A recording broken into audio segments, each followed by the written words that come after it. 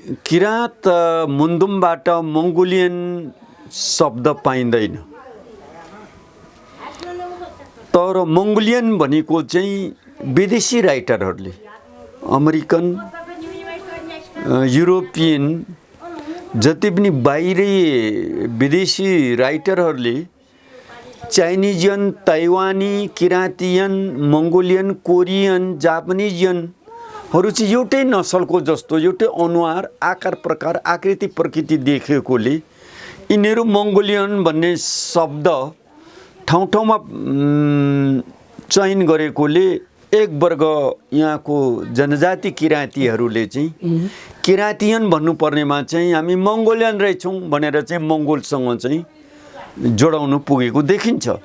नेपालमा त्यही त किराँतियन भन्नुपर्नेमा विदेशी शब्द प्रयोगलाई यिनीहरूले आत्मसात गरेर हामी मङ्गोलियन हौँ भनेर चाहिँ मङ्गोल राष्ट्रसँग चीनलाई पनि काटेर, तिब्बतदेखि माथि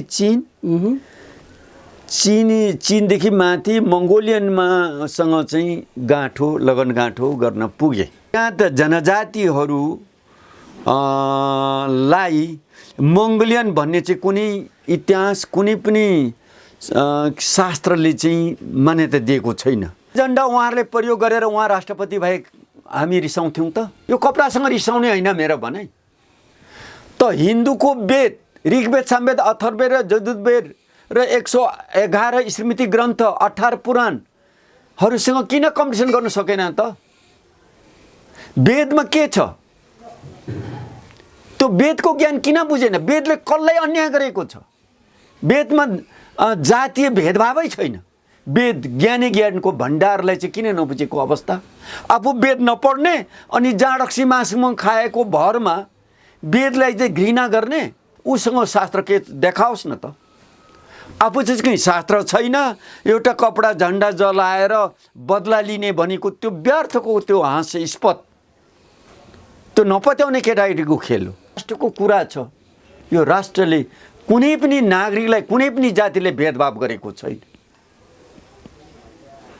त्यो भेदभाव त आफ्नो मानसिकतामा छ, आफ्नो मानसिक कमजोरी, आफ्नो अबुझाइ, आफूलाई दर्शन ज्ञान, राजनीतिक ज्ञान, पोलिटिकल साइन्स, पोलिटिकल फिलोसफी, राजनीतिक दर्शनको अभावमा यस्ता मूर्खाइहरू, यस्ता अज्ञानका कुराहरू भएको मैले हिजो अस्ति नै भने, मेरो मिसेसलाई सुनाएँ, यो गल्ती गर्यो है, यो राम्रो होइन। सूर्य अङ्कित, चन्द्रमा अङ्कित हिन्दूको मात्रै होइन त सूर्य, ऊ आफै सूर्य तापेर लुगा सुकाइराखेको छ। मङ्गोलियन बने बित्तिकै आफू शरणार्थीले शरणार्थीको शब्द यहाँ प्रयोग गर्यो। मङ्गोल भनेको त अघि नै बनिसके त। तिमी शरणार्थी, म चाहिँ यहाँको आरती बन्नु मिल्छ? मुन्दमविद, ज्योतिर्विद, किराँत धर्मका संस्थापक महासचिव, दक्षिण एसियाली ज्योतिष महासङ्घका सह-अध्यक्ष, विश्व ज्योतिष महासङ्घका उपाध्यक्ष, दर्जनौँ पुस्तकका लेखक, खास गरी किराँत धर्म, किराँत दर्शन र किराँत सभ्यताका बारेमा अत्यन्तै गहिरोसँग अध्ययन अन्वेषण गर्नुभएका व्यक्तित्व डाक्टर चन्द्रकुमार शर्मा हामीसँग हुनुहुन्छ। उहाँसँग समग्र महत्त्वपूर्ण विषयमा आज हामी कुराकानी गर्दैछौँ। सबैभन्दा पहिला त म डाक्टर साहबलाई कार्यक्रममा हार्दिक स्वागत गर्दछु। नमस्कार, धन्यवाद। सेवारोबाटै कुरा सुरु गरौँ कि जस्तो लाग्यो। सेवारो भनेको चाहिँ हाम्रो किराँत धर्मको अभिवादनको एउटा नाम हो। सेवा ही परमो धर्म, अहिंसा ही परमो धर्म भन्छ। सेवा भनेको से शब्दबाट उत्पादित शब्द पवित्रता भन्ने जनाउँछ। सेवारोको अर्थ पवित्रता। कसैले आस्था, श्रद्धा, भक्तिले उसलाई सम्मान गर्नु सेवारो भन्ने किराँत मुन्दुममा प्रख्यात छ। हजुर, अब ज्योतिर्विद, मुन्दुमविद, दर्जनौँ पुस्तकहरू यहाँले लेख्नु भएको छ। यहाँको जीवनीमा आधारित, यहाँको जीवनबारे नै पनि धेरै विशिष्ट विद्वानहरूले टिप्पणी गर्नुभएको छ। यहाँलाई शुभकामना दिनुभएको छ। यहाँको एकदम विराट व्यक्तित्व छ। तर म चाहिँ अलिकति थोरै पृष्ठभूमि, यहाँको जन्मदेखि थोरै यता कुराकानी गर्दै आउँछु। 5 थरमा यहाँ जन्मिनुभयो। हजुर। बाल्यकाल उतै बित्यो हजुरको? मेरो जन्मभूमि 5 थरको वलने मै बाल्यकाल त त्यहीँ नै बित्यो। सर, अब यहाँको यो अध्ययन किन तपाईँ चाहिँ यो ज्योतिष विद्यातर्फ तपाईँको आकर्षण कसरी भयो, कुन ठाउँ कसरी यहाँसम्म आउनुभयो, अलिकति त्यो बारेमा थोरै बताइदिनुहोस् न। म किराँत धर्म साहित्य उत्थान सङ्घको महासचिव, प्रमुख प्रवक्ता र अध्यक्ष भएर विश्राम लिएर बसिराखेका थिएँ। अनि एकपटक मेरो मिसेस उहाँ र म गुरु आश्रममा, आत्मानन्द मेरो गुरु हुन्, गुरु आश्रममा गएर गुरु भेट्नु गएको। हामी बाहिर बसिरहेको थियौँ। गुरु आश्रम रुम कोठाबाट द्वारबाट फुत्त निक्लिने बित्तिकै 81 आज्ञा गर्नुभयो, तिमी किराँत विभूति हुने हो भने किराँत ज्योतिषीलाई उठाऊ भन्नुभयो। म त छक्क परेँ। भेट्नु गएको, उहाँ फुत्त निक्लिने बित्तिकै त्यो बानी गर्नुभयो। फेरि गुरुको कुरा आज्ञा नभन्ने मेरो बानी थिएन। मेरो दिमागमा चर्क्यो। आएर 3 दिन 3 रात कोठामा सुते, उठेँ र सम्झेँ। किनभने जनजातिहरूसँग संस्थागत काम गर्नु साह्रै अप्ठ्यारो। संस्थामा काम गरेपछि पैसा नमागी हुँदैन, पैसा बिना संस्था चल्दैन। पैसा माग्दा माग्दा माग्दा हत्तु हैरान भएर पैसा मात्रै माग्छ भनेर कति आलोचित भएर यिनीहरूको चरित्रबाटै म अलिक अलग्गिएर आनन्द परमानन्द बस्नु थालेको थिएँ। गुरु आज्ञा सुरु भएपछि मैले किराँत ज्योतिष उत्थान सङ्घ भन्ने संस्था रजिस्टर गरेर अगाडि बढ्ने क्रममा कयौँ पञ्चाङ्ग पात्रो 7 वर्ष भयो यो साल समेत। 2071 देखि निरन्तर पञ्चाङ्ग पात्रो निकालेको 7 वर्ष भयो। ज्योतिषबाटै पिएचडी गरेँ। ज्योतिष विद्यावारिधीमा किराँत ज्योतिष एक अध्ययन सामान्य शोधार्थीको रूपमा मात्र नभएर ठुल्ठुला बडे ज्योतिष मित्रहरूले यो चाहिँ नयाँ शास्त्र, नयाँ एउटा मार्ग भएको हुनाले तपाईँले विश्व पश्चिम ज्योतिषलाई पनि कभर गर्नुहोस्। पूर्वीय ज्योतिष त आउने भयो, पश्चिम ज्योतिष वेस्टर्न एस्ट्रोलोजीलाई पनि तपाईँले अध्ययन गरेर समावेश गर्नुहोस् भन्नेकोले मलाई 3 वर्ष लाग्यो। 3 वर्षमा किराँत ज्योतिष अध्ययन बाट पिएचडी गरेँ र 70 भन्दा बढ्ता धार्मिक र ज्योतिषी पुस्तकहरू लेखेँ। यो गुरुको आशीर्वाद, गुरुको ज्ञान, गुरुको चेतन तत्त्व, गुरुको मार्ग निर्देशले गर्दाखेरि म यसरी ज्योतिष विधामा अगाडि बढ्ने क्रममा दक्षिण एसियाली ज्योतिष महासङ्घको महासचिव, सह-अध्यक्ष, विश्व ज्योतिष महासङ्घको संस्थापक, उपाध्यक्ष अहिले पनि छु र किराँत ज्योतिषको त प्रमुख संरक्षक, एउटा संस्थापक, अध्यक्ष त अरू जिम्मा दिएको छु, तर म प्रमुख संरक्षक, प्रमुख संस्थापकको रूपमा मै गरिरहेको छु। यो सबै गुरुको आज्ञा, गुरुको बाणी, गुरु निगाहले गर्दाखेरि यसरी म धर्मबाट यता ज्योतिष वाङ्मयतिर म। हजुर, तपाईँको अब जीवनी हेर्दाखेरि राजनीतिक जीवन पनि रहेछ तपाईँको, यताबाट आएर यो सांस्कृतिक जीवन भनौँ यसलाई, यो दुईटालाई तुलनात्मक हेर्दाखेरि तपाईँ त्यहाँबाट के वैराग्यता या के असन्तुष्टि या केही न केही थियो तपाईँमा? एउटा भौतिक राजनीतिक जीवन पहिला तपाईँले व्यतीत गर्नु भएकै रहेछ पहिला हेर्दाखेरि, अहिलेको यो चाहिँ अलिकति आध्यात्मिक जीवनतर्फको तपाईँको पदार्पणलाई हेर्दाखेरि। सही कुरा हो, सही प्रश्न गर्नुभयो। म प्रधान पञ्च 3 पटक निर्विरोध भएको मान्छे, मेची अञ्चल युवक सङ्गठन सभापति भएर बडा मण्डले प्रविधिको मान्छे, 81 आत्मानन्द गुरुसँग धर्मको सोधखोज गर्ने क्रममा चुक्चिनम्बा गएँ। त्यो बेला गुरुद्वारा म दीक्षित भएँ। गुरु दीक्षितबाट मैले मुन्धुम किराँतहरूको शास्त्र मुन्धुम अध्ययन गर्न एकाएक लागेपछि मलाई वैराग चल्यो। वैराग चल्ने क्रममा यो संसारलाई राजनीति त केही होइन जस्तो लाग्यो। त्यो बेला म संसारको ज्ञान खोज्ने क्रममा वैरागिएँ।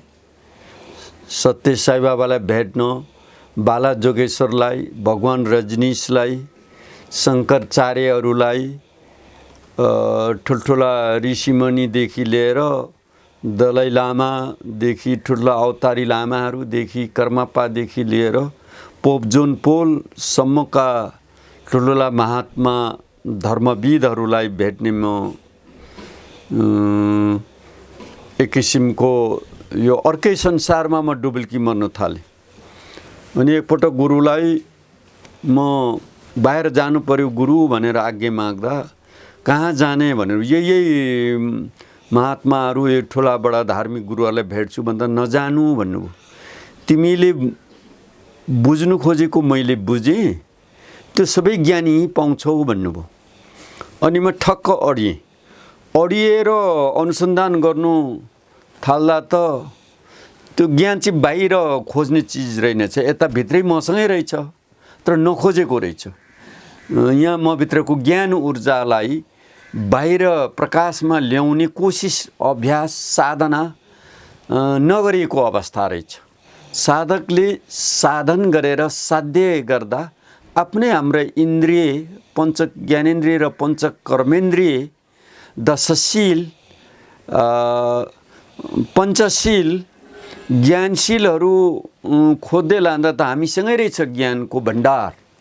त्यो चाहिँ ब्रह्म मस्तिष्कमा रहेछ, जहाँ 72 अरब नौसारले जडान गरेको यो राइट ब्रेन र लेफ्ट ब्रेन अर्थात् दायाँ गोलार्ध र बायाँ गोलार्ध भन्छ खप्तड बाबाको शब्दमा, हामीसँगै जति रहेछ त्यो अचूक ज्ञान, त्यो शक्तिशाली ज्ञान चाहिँ बाहिर ननिक्लेकोले म बाहिर भौतारिएर बाहिर लान खोजिया मात्रै रहेछौँ। तर गुरुले दिएको मन्त्र आदि दीक्षित मन्त्रहरू साङ्देङहरू मन्त्रहरू अनुसन्धान गरेर ध्यान योग साधना गर्दा ध्यानबाट ज्ञान, ज्ञानबाट विज्ञान जन्मिने आफूसँगै रहेछ। जीवनको महत्त्वपूर्ण अंश जुन क्षेत्रमा तपाईँले बिताउनु भयो, राजनीति या अरू भौतिक दुनियाँमा, त्यसबाट तपाईँमा वैराग्यता थियो, असन्तुष्टि थियो, छटपटी थियो होइन त। त्यहाँबाट बाहिर निस्केर शान्तिको, अध्यात्मको, सुखको खोजी गर्नको लागि तपाईँ भौतारिँदै हुनुहुन्थ्यो। गुरुले तपाईँभित्र नै त्यो ब्रह्मज्ञानको चेत छ भन्ने कुरा खुलाइदिनु भयो र तपाईँ अहिले त्यही बाटोबाट सन्तुष्टि प्राप्त गरिरहनु भएको छ।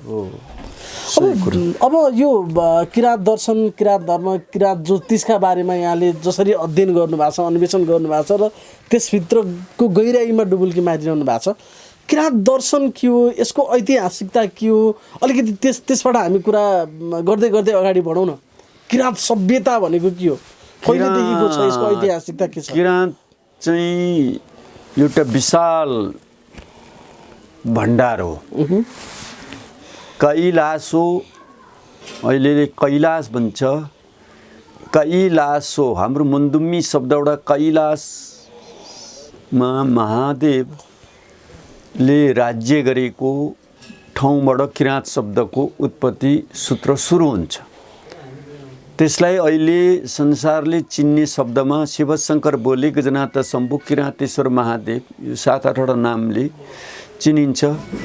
कालान्तरमा कैरात हुँदै किराँत भएर चाहिँ जम्बूद्वीपे उत्तराखण्डे कैरात देशे भनेर संस्कृतमा छ।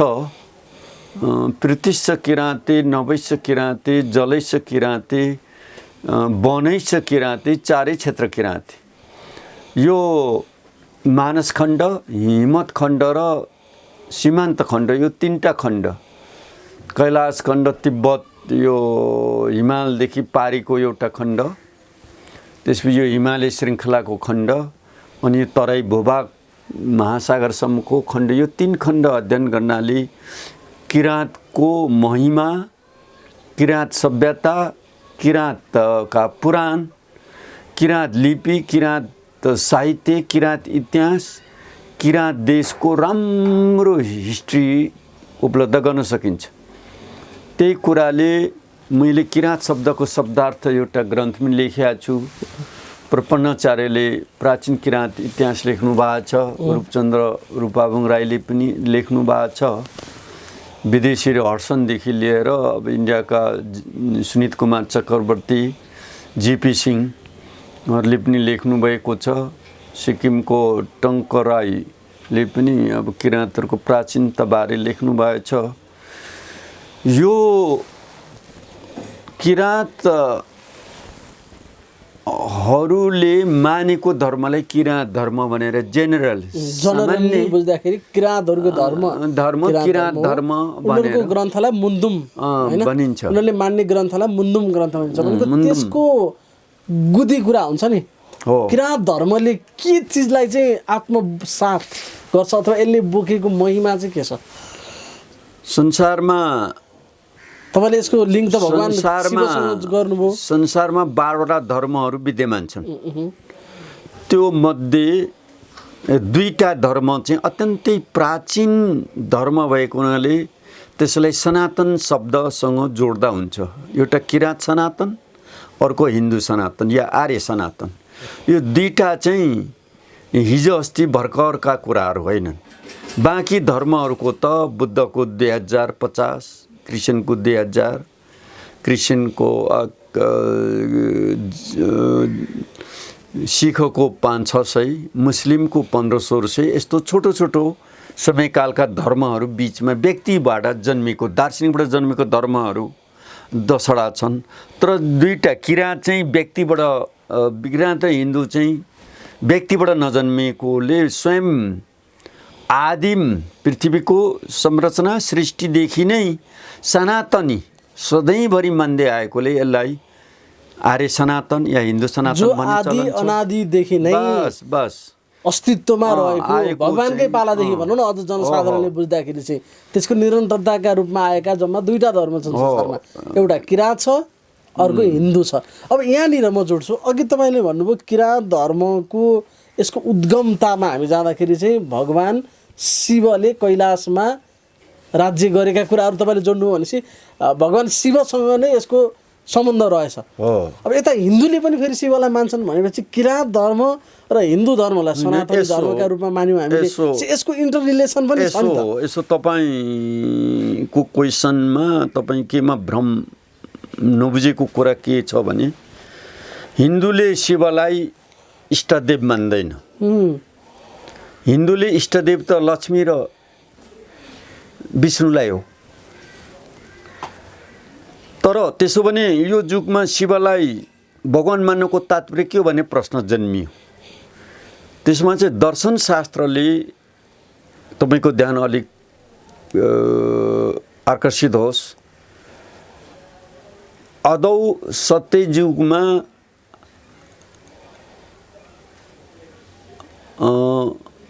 ब्रह्मालाई भगवानको रूपमा, भगवानको पालो हुने ब्रह्माको थियो। द्वापर युगमा भगवानको पालो सूर्यको भगवान मान्ने शासनी कालखण्ड त्यो थियो। त्रेता युगमा भगवानको पालो विष्णु भगवानको थियो। कलियुगमा चाहिँ भगवान हुने पालो शिवको है भनेर चाहिँ वेद शास्त्रादिहरूमै स्मृतिहरूमै त्यो कुरा मान्यता छ। त्यसो भएको हुनाले कलियुगकोमा शिवलाई नमान्ने त प्रश्नै आएन। जसको शक्ति उसैको भक्ति। त्यसको अर्थ अरू भगवानहरूलाई तिरस्कार गरेको होइन, उनीहरूको आफै पनि सम्मान छँदैछ। त कलियुगमा शासन गर्ने चाहिँ शिवको भएको हुनाले शिवलाई भगवान नमान्ने त प्रश्न आएन। त्यो पनि उहाँहरूकै धर्मग्रन्थले मान्यता दिएको। त कलियुग भनेको महाभारतको युद्धमा अर्जुनको छोरा अभिमन्यु, अभिमन्युको छोरा परीक्षित, परीक्षितको जन्मेजयको शासनकालदेखि यता कलिजुग। कलिजुग भनेको अहिले 5121 वर्षको रनिङमा छौँ। जो पञ्चङ पात्रोको त बाहिर मुख पृष्ठमै कलेर गदाप्ता लेखिन्छ। त कलिजुगको शासन गर्ने भगवानको आधिकारिक शिव भएको हुनाले शिवको ठुलो उपासना गर्ने हिन्दू सनातनले पनि आफ्नो शक्तिको स्रोतको रूपमा मानेको छ भने अब हाम्रो किराँतहरूको त त्यो महादेव हाङसाम थेपा त हाम्रो इष्टदेव नै भइगयो। हामी विष्णु विरोधी होइनौँ, अन्य विरोधी होइनौँ, ब्रह्माको विरोधी होइनौँ, उनीहरूको पनि आफ्नो स्थानमा हामी मान्छौँ, तर हाम्रो इष्टदेव त महादेव हो। महादेवलाई अरूले शिव पनि भन्छन्, कसरी शङ्कर, भोला, गजनाथ, शम्भो, किरातेश्वर, महादेव आफ्नो शब्द कोशबाट मान्ने चलन छ। शब्दकोशमा पनि त्यो लेखिएको छ, शिव नै महादेव, महादेव नै किरातेश्वर। त्यसो भएको हुनाले अब त्यो रूपमा हिन्दू सनातन हिन्दूले पनि मान्ने चलन आयो। हाम्रो किराँतीहरूको त इष्टदेव नै हो, तर त्यो इष्टदेवले हाम्रो आफ्नो मुन्दुमी भाषाबाट भन्नुपर्दा चाहिँ किराँत हाङसाम थेबा, राईहरूले किराँत पारुहाङ भन्छन्, हाम्रो लिम्बूहरूले चाहिँ पानुमाङ भनिन्छ। त्यो चाहिँ आफ्नो मुन्दुमी वर्ड्सबाट, मुन्दुमी शब्दबाट त्यसो भएको हो। अब जहाँसम्म अघि तपाईँको प्रश्न आयो, किराँत धर्मको सार संक्षेप, यसको महिमा, यसको विशेषताहरू चाहिँ अघि मैले दुईटा सनातनको नाम लिएँ। त्यसमा 12वटा धर्म दर्शनहरूको मूल सार भनेको त्रिबीज हो, आत्मावाद, अनात्मावाद र परमात्मावाद। अब यसमा कोही आत्मावादीहरू मात्रै छन्, कोही अनात्मावादीहरू मात्रै छन् धर्मको एउटा समूहमा, कोही परमात्मावादीहरू छन्, कोही आत्मावाद मान्ने र परमात्मावाद मान्ने, दुईटैवाद मान्ने पन्थीहरू पनि छौँ। तर त्यसमा छुट्टै किराँत धर्मको मूल विशेषता चाहिँ आत्मावाद, अनात्मावाद र परमात्मा तिनटै त्रितत्त्ववाद चाहिँ मुन्दुमवादमा छ। यो महानता चाहिँ किराँत धर्मको ठुलो विशेषता हो। अर्को विशेषता चाहिँ जस्तो हमको रक्षा करो, मलाई रक्षा गर, दुश्मनको नाश करो भन्छ, दुश्मनले चाहिँ नाश हो भन्छ। हाम्रो मुन्दुमले त्यसो भन्दैन, आफू पनि रक्षा गरो, दुश्मनको पनि रक्षा गर पो भन्छ। हाम्रो त अचम्म छ। त्यसलाई मुन्दुमी शब्दमा मैले पर्गेल्नु पर्दा फेन्जिरी फेन्निवाहा हुक्सुर कुबी इखे दिसे लाङसुर पैक मिते दिसे भनेर भन्यो। मलाई रक्षा गर, तर मलाई अहित गर्नेहरूले चाहिँ हात र खुट्टाले पन्साइदेऊ मनसाइदेऊ मात्रै भन्यो। त्यस कारणले पन्साउने काम, खराबी, कुकृत्य, कुरूप, आक्रामक ढङ्गले आउनेहरूलाई पन्साइदेऊ, मलाई रक्षा गर भनेकोले अत्यन्तै हिंसा बाट चाहिँ जोगिएर रहेको किराँत धर्मको चाहिँ त्यस्तो एउटा महानता विशेषताहरू पाइन्छ। अहिंसावादीमा पनि दुश्मनलाई पनि बचाउनेवादी, दुश्मनलाई पनि मार्नु हुँदैन, बचोस् भन्ने किसिमको चाहिँ किराँत मुन्दुममा भएकोले हाम्रो पाठपूजामै हुन्छ। त्यो माक्चिरी माग्निवा भनेको खराब कुदृष्टिहरू, फेन्जिरी फेन्निवा भनेको चाहिँ मान्छेको खराब दृष्टिकोणहरू, आफूले अपराध चिताउने हरूको पनि सर्वनाश हो भन्दैन। ती पनि बच, तर मलाई त्यसरी खराब नचिताऊ, तिमी सचेर आऊ भन्ने किसिमको ज्ञानवर्धक बोकेको छ किराँत मुन्दुम दर्शन। साँच्चै नै यो युग सुहाउँदो, कलियुग सुहाउँदो अत्यन्तै प्रभावकारी विशिष्टता बोकेको मुन्दुमवादमा पाइन्छ। भनेको किराँतहरूको इष्ट देवता चाहिँ भगवान शिव हुनुहुन्छ हो, हैन त। अब म हजुरसँग अलिकति जान्न चाहेको, यो मङ्गोल भनिन्छ नि, यो किराँत र मङ्गोलको बिचको अन्तर सम्बन्ध, या कतिपयले यो मङ्गोल भन्ने जाति नै छैन, किराँतहरू नै हुन्, पछि कुनै एउटा स्वार्थ समूहले मङ्गोल भन्न थाल्यो, मङ्गोलियन भन्न थाल्यो, नेपालमा त्यो जाति नै छैन पनि भन्छन्। स्वामी प्रपन्नाचार्यले पनि त्यो कुरा कतै उल्लेख गर्नुभएको रहेछ, यहाँसँग पनि लामो सङ्गत उहाँको पनि हो। के हो त यो विषयको मङ्गोलियन, मङ्गोल र किराँत बिचको? मङ्गोल शब्दसँग दुईटा मात्र यहाँ देखिन्छ। एउटा मङ्गोलियन चीनदेखि माथि रुसदेखि मुनिको मेपमा तपाईँले देख्नुभएको होला त्यो मङ्गोलियन मुलुक, अर्को मङ्गल ग्रह। मङ्गल पनि रातो, नासाले यान अवतरण गरेर रातो आगो जस्तो। त्यसो भएको हुनाले किराँत मुन्दुमबाट मङ्गोलियन शब्द पाइँदैन, तर मङ्गोलियन भनेको चाहिँ विदेशी राइटरहरूले, अमेरिकन, युरोपियन, जति पनि बाहिरी विदेशी राइटरहरूले चाइनिजियन, ताइवानी, किराँतियन, मङ्गोलियन, कोरियन, जापानिजहरू चाहिँ एउटै नसलको जस्तो, एउटै अनुहार, आकार प्रकार, आकृति प्रकृति देखेकोले यिनीहरू मङ्गोलियन भन्ने शब्द ठाउँ ठाउँमा चयन गरेकोले एक वर्ग यहाँको जनजाति किराँतीहरूले चाहिँ किराँतियन भन्नुपर्नेमा चाहिँ हामी मङ्गोलियन रहेछौँ भनेर चाहिँ मङ्गोलसँग चाहिँ जोडाउनु पुगेको देखिन्छ।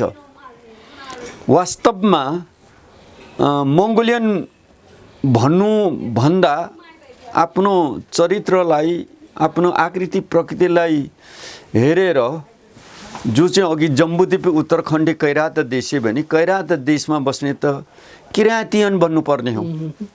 त्यो चाहिँ भुलचुकबाट अचानक मङ्गोलियन शब्द प्रयोग गर्दा चाहिँ मङ्गोलियन हाम्रै दाजुभाइ वंशजहरू हुन्, तर मङ्गोलियनको यहाँ बचस्पा देखिँदैन। अब यो त फेरि गम्भीर कुरा गर्नुभयो हजुरले इतिहासको हिसाबले। अब यहाँनिर कुरा गाँठो पर्यो नि त। हजुर जस्तो किराँत दर्शनको अध्येता सायद साह्रै थोरै मान्छे मात्रै होलान् अब नेपालमा अहिले। तपाईँ जतिको किराँत दर्शन, किराँत धर्म, किराँत संस्कृति, मुन्दुम ग्रन्थका बारेमा बुझाउन सक्ने मान्छे तपाईँ भन्दै हुनुहुन्छ कि नेपालमा मङ्गोल भन्ने जाति छैन? अनुहार मिल्यो होला नेपालमा त्यही त किराँतियन भन्नुपर्नेमा विदेशी शब्द प्रयोगलाई यिनीहरूले आत्मसात गरेर हामी मङ्गोलियन हौँ भनेर चाहिँ मङ्गोल राष्ट्रसँग चीनलाई पनि काटेर, तिब्बतदेखि माथि चीनदेखि माथि मङ्गोलियनमासँग चाहिँ लगनगाँठो गर्न पुगे।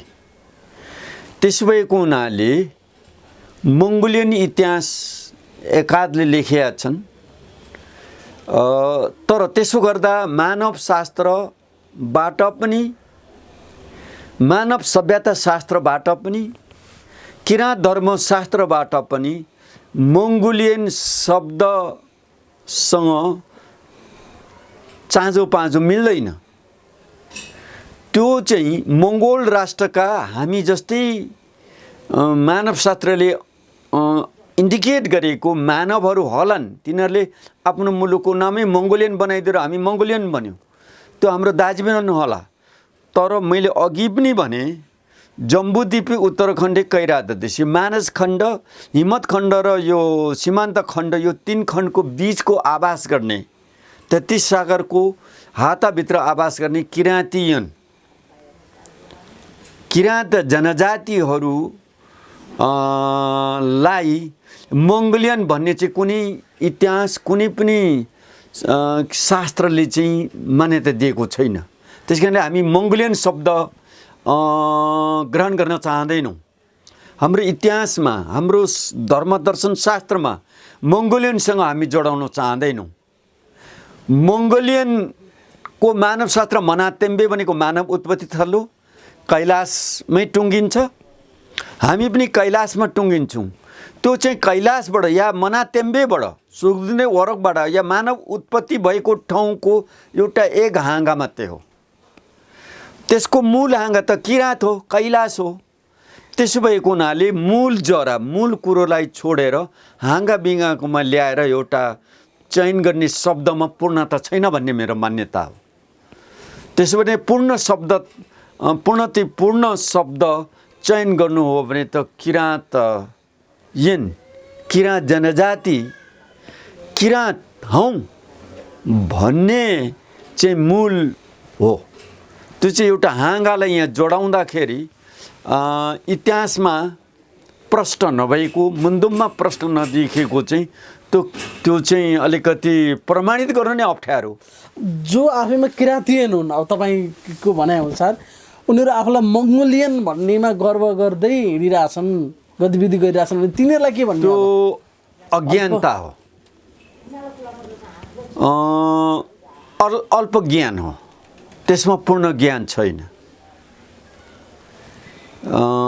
हामी युगौँ युगदेखि यलम्बरहाङदेखि अहिलेसम्मकै मङ्गोलियन हाङ भेटिएको छैन भनेपछि मङ्गोलियनबाट कहिले आए त यहाँ, या मङ्गलबाट कहिले अवतरण भयो?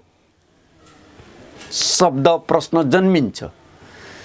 त्यसो भएको हुनाले त्यो एउटा अनायासमा शब्द जन्माएर चीनभन्दा माथिको शब्द, बरु चाइनिज अनि तिब्बतीयनभन्दा लासा गोत्रका छौँ, लासा वंशी छौँ, काँसी वंशी छौँ, तैसान वंशीहरू छौँ, किराँतीहरू।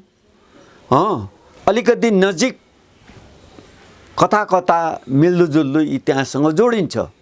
तर एकैचोटि 3 देश पारी मङ्गोलियनसँग चाहिँ मङ्गोल भनेर चाहिँ जो उपरोमाम्लो गरियो त्यो सार्थक छैन। अब यसमा है, अब हजुर राजनीतिक पृष्ठभूमि पनि भएको र अहिले आध्यात्मिकको अध्ययनको पनि प्रणेता, यो दुइटै कुराको सिक्वेन्स मिलाएर हेर्दाखेरि त्यो खालि जसले चाहिँ मङ्गोल या मङ्गोलियनका नाममा जे गतिविधिहरू भइरहेछ, एउटा त तपाईँले अज्ञानता अल्पज्ञानताको पराकाष्ठ भयो भन्नुभयो, अर्को चाहिँ यसभित्रको केही राजनीतिक इन्ट्रेस्ट पनि यहाँनिर छ कि कोही कसैले थुपर दियो कि भन्ने कुराबाट हामी शङ्का आशंका या त्यो ढङ्गले विश्लेषण गर्न पर्छ कि पर्दैन? त्यो नियति, किनभने उनीहरूले कता कता राजनीतिक रङ पनि भर्न खोज्छन् नि त कहिलेकाहीँ। त्यो नियति हेर्दा होइन, नियति मात्रै होइन, मङ्गोलियन पार्टी भन्ने नै छ नि। त्यही त म त्यही विषयमा आउँदै थिएँ। मङ्गोलियन पार्टी भन्नु, रसियन पार्टी भन्नु, ग्रिस मुलुकको नाम काटेर ग्रिस पार्टी भने, अमेरिकन पार्टी भने जस्तो त्यो उफ्रो मामलो नेपाली जनजीवनमा त्यो अमेलताको शब्द हो, प्रकाष्ठ हो।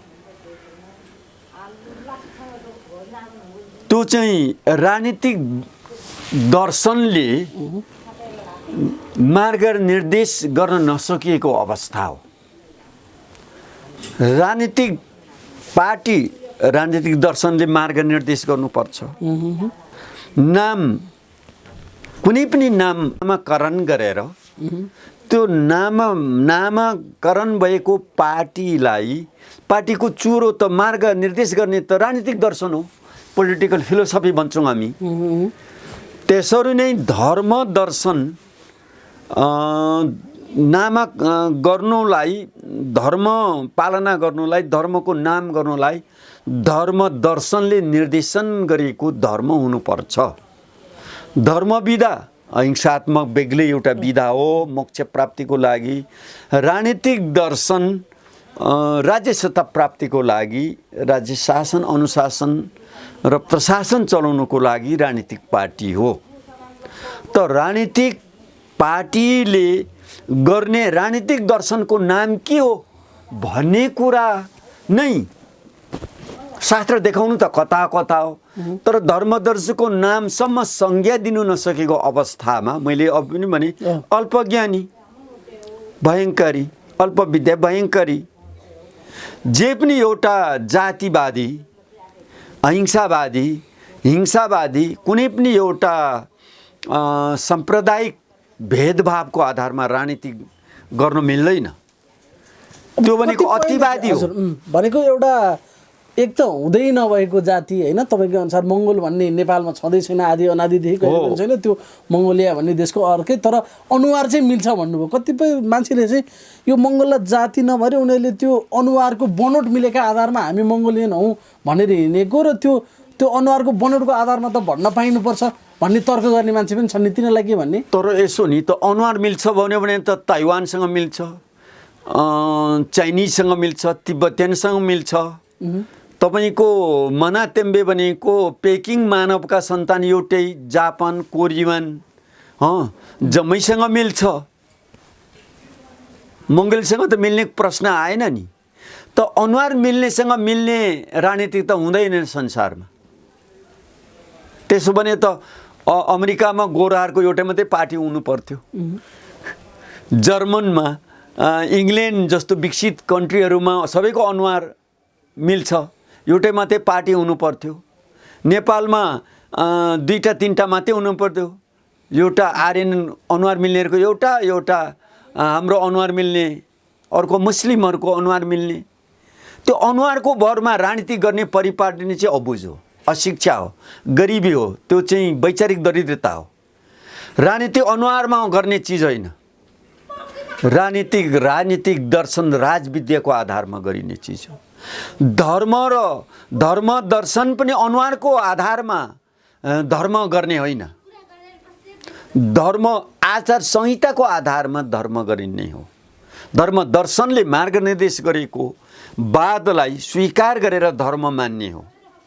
राजनीतिक पनि राजनीतिक सिद्धान्तको आधारमा, राजनीतिक दर्शनको आधारमा, राजनीतिक नीति निर्माणको आधारमा गरिने राजनीतिक अनुहारको भरमा गर्ने राजनीतिक स्वयंमा अल्पविद्या भयङ्करी हो। त्यसमा राजनीतिक ज्ञान छैन। त्यो चाहिँ हतारमा आवेशमा आएर अनुहार जाति पार्टी बीचको चाहिँ अनावश्यक युद्ध निम्त्याएर जातीय सद्भावलाई खलबल गराउने, राजनीतिक दर्शन र सिद्धान्तविहीन होहल्ला गरेर हिँड्ने चाहिँ वैयाद हो। जहाँसम्म यहाँ राष्ट्रिय झन्डा, म ठ्याक्कै त्यहीँनिर पुग्दै राष्ट्रिय झन्डा जलाएर हुने भए म 1000वटा अस्ति जलाइसक्छु।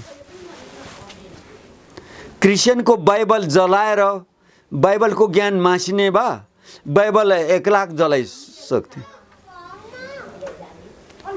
त्यसो भएको हुनाले मैले भन्नु खोजेको चाहिँ के हो भने, जस्तो शास्त्र त्यस अनुसारको अस्त्र बन्छ, जस्तो शास्त्र त्यो अनुसारको अस्त्र, जस्तो शास्त्र र अस्त्र त्यो अनुसारको वस्त्र, जस्तो शास्त्र अस्त्र र वस्त्र त्यो अनुसारको राष्ट्रको परिकल्पना गरिनुपर्छ। त्यो परिकल्पनामा किराँत मुन्धुम दर्शन, किराँत विश्वविद्यालय, हिन्दू संस्कृत दर्शन, संस्कृत विश्वविद्यालय, बुद्ध धर्मको चाहिँ त्रिपिटक, बुद्ध दर्शन, बुद्ध विश्वविद्यालय, 3टा ज्ञानले सृजित गरेको यो नेपाल आफैमा सम्पन्न छ। हजुर, अब म त्यहाँ आउँछु। हजुरले प्रसङ्ग निकालिहाल्नुभयो, झन्डा जलाएर हुने भए म अस्ति नै झन्डा जलाइहाल्थेँ। तपाईँले मङ्गल पार्टी पनि छ भन्ने सबै कुरामा हजुर अलरेडी अभ्यस्त हुनुहुँदो रहेछ, जानकारीमा छ तपाईँको। नेपालको राष्ट्रिय झन्डालाई जलाइयो, त्यो पनि मङ्गल पार्टी, मङ्गल अर्गनाइजेसन केसँग सम्बन्ध आस्था राख्ने मान्छेहरूले जलाए। तपाईँ भन्दै हुनुहुन्छ कि ती नेपाली नै होइनन् जो मङ्गोलियन भन्छन्, तिनीहरू त किराँतीहरू हुन्, तर उनीहरूलाई मङ्गोलियन भनेर थुपारिएको छ। अल्पज्ञानले उनीहरू सिर्जित छन्, आर्जित छन्। यसनिरको कुरा चाहिँ कहाँनिर गडबडी भयो? किन यस्ता चिजहरू उनीहरूले गरिरहेछन्? किन यो यस्ता काममा प्रेरित भइरहेछन्? सिधै उनीहरूले त नेपालको झन्डै जलाइदिए। उनीहरूलाई लाग्छ कि नेपालको झन्डाले विभेद गरेको छ, हामी मङ्गोलियनहरूलाई भन्छन् उनीहरू, जबकि उनीहरू मङ्गोलियन होइनन् हजुर भन्दै हुनुहुन्छ। यो मेरो टोपीले तपाईँले के विभेद गर्यो र? त्यो राष्ट्रिय झन्डा चन्द्र र सूर्य अङ्कित त्यो कपडाले कसलाई के गरेछ र? त्यो त एउटा प्रतीक रूपी हाम्रो साझा आस्था केन्द्रको रूपमा हामी जस्तै मान्छेले स्थापना गरेको एउटा सानो कपडाको तेन्द्रो न हो? त्यो कपडा तेन्द्रोले कसलाई के गरेछ? उहाँहरूका अनुसार म एउटा सानो उदाहरण दिन्छु। हिन्दूवादी झन्डा, त्यो ब्राह्मणवादी झन्डा, त्यसले हामीलाई सधैँ पछाडि पार्यो, त्यही झन्डा भन्नुहुन्छ उहाँहरू। त्यही झन्डा उहाँहरूले प्रयोग गरेर उहाँ राष्ट्रपति भए हामी रिसाउँथ्यौँ त? त्यही भन्न म एउटा स्मरण गर्न चाहन्छु। डाक्टर तुलसी गिरी राजावादी, राजा ज्ञानेन्द्रको जन्मोत्सवमा झन्डोत्तोलन गर्दा उठेन। म राजालाई मान्छु, तर यो कपडा थाङ्ना कपडालाई मानेर म राजावादी हुँदिनँ। राजाप्रतिको मेरो आस्था श्रद्धा र भक्ति छ, यो कपडाप्रति छैन भन्थ्यो। अनि इभन राष्ट्रिय गान गाउँदा पनि राष्ट्रिय झन्डोत्तोलन त उड्दैन थियो। त्यो बेला राजा स्वयंले अध्यक्षता ग्रहण गर्दा उपाध्यक्ष तुलसी गिरी र कृष्णदेव विष्ट थिए, तपाईँलाई थाहा पनि होला। बिल्कुल बिल्कुल बिल्कुल। अब म यसो मेरो त्यो बेला मेरो दिमाग प्रयोग गर्थेँ, हो त यो कपडामा त आस्था हुँदैन, त्यो त देखाउने एउटा कला मात्रै हो। म यहाँ यो सेतो कपडा र यो मालामै मेरो सम्पूर्ण छ त, यो कपडा फुकालेर राख्दा तर पनि सिम्बोल त हो नि त, सिम्बोल त्यो त त एउटा पहिचान मात्रै हो। पहिचान हो। यो कपडासँग रिसाउने होइन मेरो भनाइ। त हिन्दूको वेद ऋग्वेद सामवेद अथर्ववेद र यजुर्वेद र 111 स्मृति ग्रन्थ 18 पुराणहरूसँग किन कम्पिटिसन गर्न सकेन त? वेदमा के छ? त्यो वेदको ज्ञान किन बुझेन? वेदले कसलाई अन्याय गरेको छ? वेदमा जातीय भेदभावै छैन। वेद ज्ञानको भण्डारलाई चाहिँ किन नबुझेको अवस्था? आफू वेद नपढ्ने अनि जाँडक्सी मासु खाएको भरमा वेदलाई चाहिँ घृणा गर्ने। अघि मैले भने tit for tat, ethical matter आई क्लियर क्याट। शास्त्र वेदको हिन्दू सनातन धर्म दर्शन शास्त्रको बदला उसँग शास्त्र के देखाओस् न त।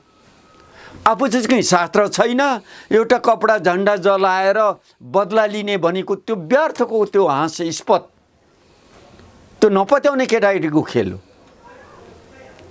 एउटा मान्छेले भन्यो अरे म राजाको मैले मुख लपारेँ भन्यो अरे, पत्याइन कसरी लपारिस् भन्दैन, राजा उता सवारी हुँदै थियो, म राजा विरोधी, अनि यस्तो कपडाले मुख छेपेर आफूले छेकेर यसरी मुख लपारे भन्यो अरे क्या। त्यसरी त्यो दर्शनलाई, आर्य सनातन धर्म दर्शनलाई या नेकपाको साम्यवादी दर्शनलाई या काङ्ग्रेसको प्रजातान्त्रिक समाजवादी दर्शनलाई, जनजातिहरूको धर्म के अरे मुन्दुम राजनीतिक दर्शनलाई काउन्टर गर्ने मङ्गोलियन, हिमालयन, चाइनिजियन, ताइवानियन यो यनहरूले निर्माण गरेको अध्ययन गर्न पाउनु त हजुर। दर्शनको बदला दर्शन शास्त्रै चाहिन्छ। गोलीको जवाब गोलीले दिने हो, बोलीको जवाब बोलीले दिने हो, शास्त्रको जवाब शास्त्रले दिने हो, राजनीतिको जवाब राजनीतिकले दिने हो, देवनीतिको जवाब देवनीतिले दिने हो। गोलीको जवाब बोलीले दिएर हुँदैन, बोलीको जवाब गोलीले दिएर हुँदैन। त्यस कारणले जो राजविद्याको कुरा छ, धर्मशास्त्रको कुरा छ, पोसाकको कुरा छ, वस्त्रको कुरा छ, अस्त्रको कुरा छ, शास्त्रको कुरा छ, राष्ट्रको कुरा छ, यो राष्ट्रले कुनै पनि नागरिकलाई कुनै पनि जातिले भेदभाव गरेको छैन। त्यो भेदभाव त आफ्नो मानसिकतामा छ, आफ्नो मानसिक कमजोरी, आफ्नो अबुझै, आफूलाई दर्शन ज्ञान, राजनीतिक ज्ञान, पोलिटिकल साइन्स, पोलिटिकल फिलोसफी, राजनीतिक दर्शनको अभावमा यस्ता मूर्खैहरू, यस्ता अज्ञानका कुराहरू भएको मैले हिजो अस्ति नै भने, मेरो मिसेसलाई सुनाएँ, यो गल्ती गर्यो है, यो राम्रो होइन। कपडा जलाएर, फोटो जलाएर मलाई एकपटक गाली गर्न सक्छन् अहिले, र लिम्बू भएर हाम्रो आफ्नै यत्रो गुरु भएर ब्राह्मणवादको पछाडि उहाँहरूले त ब्राह्मणवाद एकदम हिन्दूवादी देख्नुहुन्छ नि त अहिले नेपालको झन्डालाई। त्यो जान अनजानमा अरू अरू अरू एकदमै अरू मान्छेहरू चाहिँ त्यताको पछाडि लाग्ने अवस्था छ अहिले। त्यो दृष्टि दोष हो। सूर्य अङ्कित, चन्द्रमा अङ्कित हिन्दूको मात्रै होइन त सूर्य, ऊ आफै सूर्य तापेर लुगा सुकाइराखेको छ। सूर्य न हिन्दूको न किराँतको, सूर्य सौर परिवारको एउटा राजा हो, हामी नाम भन्छौँ। सूर्य एउटा तेजिलो शक्ति हो। सूर्यको किरण यो ब्रह्माण्डमा विशाल प्रकाशिएको छ। त्यसको किरणको अन्त्यपछिको के हुन्छ भन्ने कुरा नासा बोलि नसकेको अवस्था छ। म आफै खगोल र भूगोलको ज्ञाता ज्योतिषी भएको हुनाले सूर्यको बारे भन्नु त, त्यो सूर्य हिन्दूको मात्रै अरे, त्यही छ अबुझ। त्यो चन्द्रमा माथि आकाशमा गुडिरहेको जुन उसको होइन त, मङ्गोलियनको होइन, चाइनिजको होइन, रसियनको होइन, कोरियन र जापानिज ताइवानको होइन, र संसार पृथ्वी बस्ने मानिस जम्मैको हो। त्यो सूर्यलाई पृथ्वीले 365 दिन 6 घन्टा 12 मिनटमा एक चक्कर लाउँछ, जसले सौर गौण भन्छौँ, 1 वर्ष हुन्छ। त्यो कसरी हिन्दूको मात्रै भयो, कसरी सिन्धुको मात्रै भयो, कसरी आर्यको मात्रै भयो? तमाम पृथ्वी बस्ने मानवहरूको सूर्य हो, मानवहरूको त्यो चन्द्रमा हो। जहाँ चाहिँ तिथि भन्छ परेवादेखि औँसी पूर्णिमासम्मको पक्ष चन्द्रमाको गतिले गनिने हुन्छ। चन्द्रग्रहण लाग्छ, सूर्यग्रहण लाग्छ, त्यो उसको होइन त। आज चन्द्र र सूर्य अङ्कित झन्डा मानव मात्रको हो, चाइनिजको पनि हो, मङ्गोलियनको, रुसको हो, पृथ्वीभरका युरोपियन र अमेरिकाको पनि हो। त्यो सिङ्गो पृथ्वीमा 8 अरब बस्ने मानवहरूको प्रतिबिम्बित गर्ने सूर्य चन्द्रमाको झन्डा फल्नाको ढिस्काको भन्नु नै अज्ञानता छ महाराज। यही मैले बुझेको हुँ। भन्ने त अब ती झन्डा जलाउनेहरूलाई, जसले चाहिँ मङ्गोलियनहरूको मुक्तिका लागि उद्घोष गरेको झन्डा जलाए, उनीहरूलाई म यो निवेदन गर्न चाहन्छु, राजनीति गर्छौ भने राजनीतिक दर्शनशास्त्र अध्ययन गर। राजनीतिक दर्शनशास्त्रको आधारमा सिद्धान्तको खोजी गर। राजनीतिक दर्शन र सिद्धान्तको आधारमा युग अनुकूल नीति निर्माण गरेर राजनीति अगाडि बढ। जस्तो गति त्यस्तो मति, जस्तो मति त्यस्तो अनुसारको गति, प्रगति अनुसारको परम गति लिएर अगाडि बढ भन्न चाहन्छु। धर्म मान्ने हो भने धर्म दर्शनको अनुसन्धान अध्ययन गर। धर्म शास्त्रले निर्माण गरेको सिद्धान्तलाई जान। धर्म दर्शन र सिद्धान्त अनुसारको नीति बनाएर वर्तमान परिप्रेक्ष्यमा अगाडि बढ। यसरी देवनीति र राजनीतिलाई दर्शनशास्त्रको आधारमा बेग्लै हिंसा र अहिंसाको रूपमा मनन अध्ययन अनुशीलन गरेर अगाडि बढ्न चाहन्छौँ। खालि अँध्यारोमा झटारो हानेर, अँध्यारोमा यो पाप कर्म गरेर दुनियाँ जनताले दुःख नदेऊ। आफ पनि सर्वनाश, जनता मानिसले पनि सर्वनाश। अज्ञानताको बावजुद आत्मज्योति बाल, सूर्यको ज्योति बाल, चन्द्रमाको ज्योति बाल, उज्यालो ज्योति बालेर मान्छेलाई सही मार्ग निर्देशन गरेर त्यस किसिमको अडान, त्यस किसिमको आत्मबल, मनोबल, ज्ञानबल, जनबल, धनबल निर्माण गर न। त्यहाँ झन्डा मात्र जलाएनन् कि त्यहाँनिर चाहिँ ब्राह्मण क्षेत्रीहरू शरणार्थी हुने नेला लखेट्नुपर्छदेखि राजा ज्ञानेन्द्रदेखि प्रचण्ड, केपी ओली सबैका फोटाहरू राखेर पनि यिनीहरू देशद्रोही हुन् भनेर पनि जलाए। यसलाई चाहिँ यो वाहियात अमेरिकामा तपाईँ अब त यहाँ जाति जातिका बिच हामी कति मिलेर बसेको सहिष्णुता थियो नि त दाजुभाइ जस्तो, तर उनीहरूकै बिच काटाकाट हुने स्थिति आउन लाग्यो। अब त्यो बुझै थेप्चेले चुचेला कुट्ने भयो, चुचेले थेप्चेला कुट्ने स्थिति भयो। त्यो बुझाइले के भन्छ भने नेपालको सिमाना मान्छेले लगाएको सिमाना रेखा हो, त पृथ्वीको सिमाना हुँदैन। मानिसको घर पृथ्वी हो, म त त्यसरी बुझ्छु। यो साझा हाम्रो घर हो। हामी चाहिँ आदि, अर्को चाहिँ शरणार्थी भन्ने प्रश्न पृथ्वीमा हामी सँगै जन्मेका हौँ। सबै हामी पृथ्वीका शरणार्थी होइन, त्यसरी भन्नु बस। केन्या मानव, अफ्रिकाका हप्सीहरू, ककेसियन मानव, आर्यन सनातन इन्डो युरोपियनहरू, पेकिङ मानव हामी सब मङ्गोलियन या किराँतियन या के अरे बेजिङ मानवहरू, जाभा मानव, इन्डोनेसियाको जाभा 4 मानवहरूले पृथ्वी छ्याप्प परेका छन्। यो जम्मै पृथ्वीमा जन्मेका हुन्। हामी सबै आदि हौँ, हामी सबै अनादि हौँ।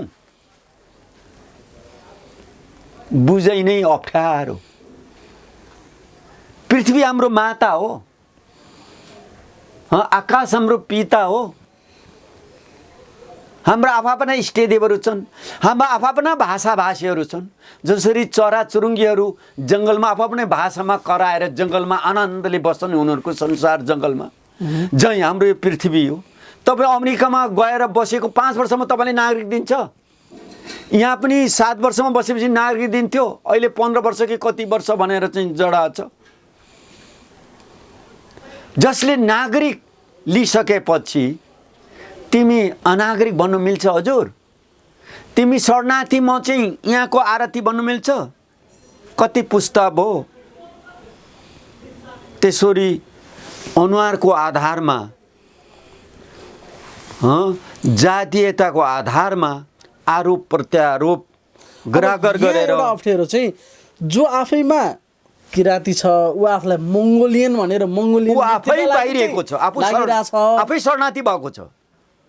अब यहाँ चाहिँ अप्ठ्यारो के पर्यो भने जो किराँती दाजुभाइहरू हुनुहुन्छ अब उनीहरूको कुरा सुनेर कहाँ हामी त मङ्गोलियन पो रहेछौँ भनेर उचालिने सम्भावना बढ्यो नि त। अब यसलाई के गर्ने? अब होइन, मङ्गोलियन बने बित्तिकै आफू शरणार्थीले शरणार्थीको शब्द यहाँ प्रहार गर्यो। मङ्गोल भनेको त अघि नै बनिसके त। विदेशी शब्द प्रयोग गरेर आफू विदेशी हुने अनि स्वदेशीलाई चाहिँ विदेशी भन्ने नै त्यही भ्रमपूर्ण समस्या त्यहाँनिर छ भनेर त मैले अघि भनिसकेँ। त्यसो भएको हुनाले त्यस किसिमको जातीय रङ्गभेद अनुहारको भरमा, आँखाको भरमा, नाकको भरमा, हात खुट्टाको भरमा राजनीति पनि हुँदैन, द्योनीति पनि हुँदैन। मैले अघि नै सुरुमै कटाइसकेँ। अब यसमा चाहिँ यो जातीय द्वेष, जातीय द्वन्द्वतर्फ लैजाने कि राष्ट्रिय अन्तर्राष्ट्रिय शक्तिहरूको बहकावमा लागेर उनीहरूले यस्तो गरे भन्न सकिन्छ? एउटा अल्पज्ञानता त आफ्नो ठाउँमा छँदैछ। अब किनभने यहाँ त कुनै न कुनै माध्यमबाट यहाँ त जातीय द्वन्द्व सिर्जना गर्न शक्तिहरूले त लगानी त गरिरहेछन्। मैले सोझै देखेको चाहिँ यो राजनीति अज्ञानता नै हो।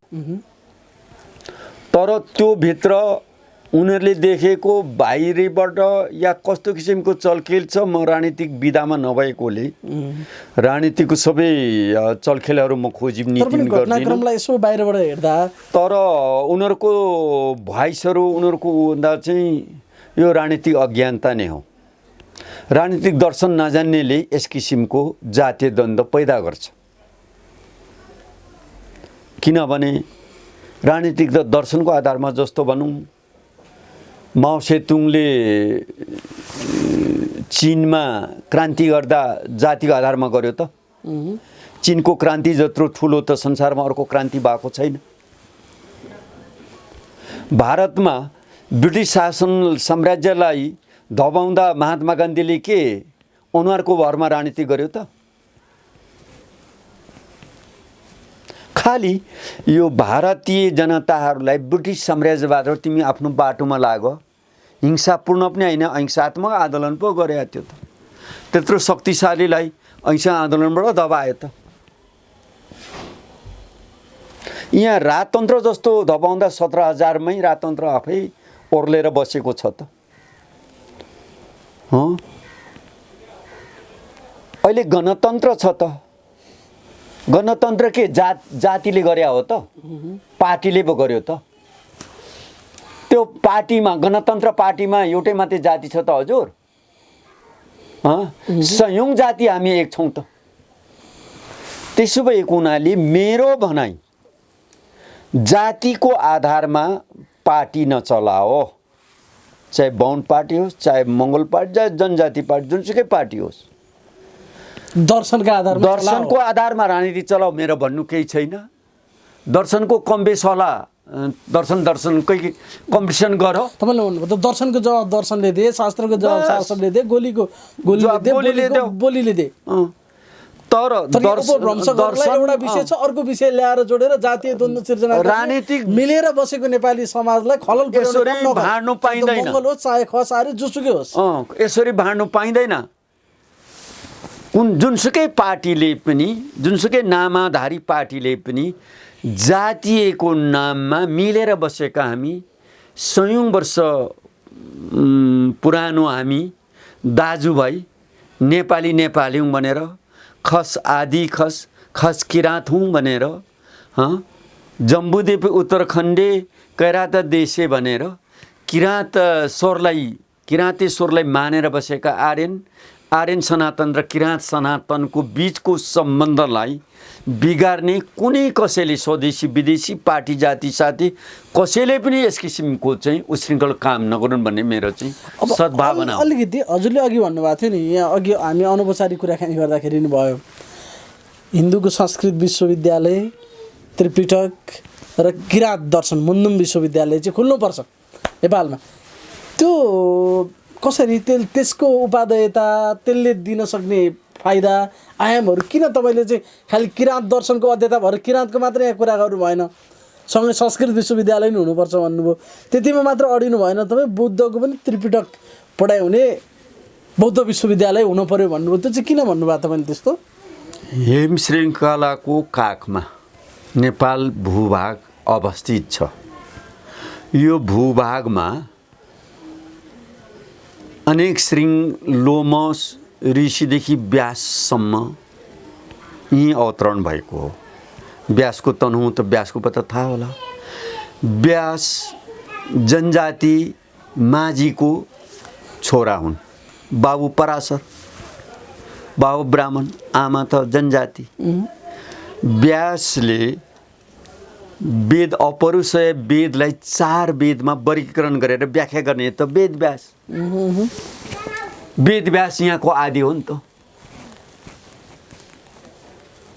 किराँत त यहीँको आदि भइगयो। अनि बुद्ध लुम्बिनी पनि नेपालभित्रै परेले बुद्ध पनि जन्मेको बुद्ध देश त कपिलवस्तु होइन।